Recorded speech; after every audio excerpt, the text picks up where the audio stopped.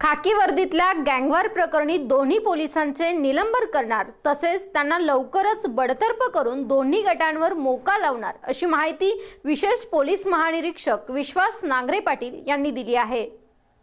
सांगली शहर पोलीस ठाण्यात कार्यरत असलेले संतोष पाटील व किरण पुजारी यांनी त्यांच्या समर्थक गुंडांमध्ये सोमवारी मध्यरात्री तुंबळ हाणामारी झाली। अकाली आणि उदगाव हद्दीत तलवार चाकू काट्यांसह पोलीस व त्यांचे गुंड एकमेकावर तुटून पडले। या हल्ल्यात संतोष पाटील, किरण पुजारी यांच्यासह 3 गंभीर जखमी झाले तर अन्य 4 जण किरकोळ जखमी झाले आहेत। ही घटना पोलीस दलाची प्रतिमा कलंकित करण्यासारखी झाली आहे। सांगली ग्रामीण व जयसिंगपूर पोलीस ठाण्यात परस्पर विरुद्ध गुन्हा दाखल झाला होता। आज न्यायालयात हजर केले असता दोघांना न्यायालयाने 5 दिवसांची पोलीस कोठडी सुनावली आहे। संतोष पाटील व किरण पुजारी यांच्यावर जिल्हा पोलीस प्रमुख दत्तात्रय शिंदे यांनी निलंबनाची कारवाई केली आहे। विशेष पोलीस महानिरीक्षक विश्वास नांगरे पाटील यांनी या घटनेची गंभीर दखल घेतली असून लवकरच या 2 पोलिसांवर बडतर्फ कारवाई करणार असल्याची माहिती दिली आहे।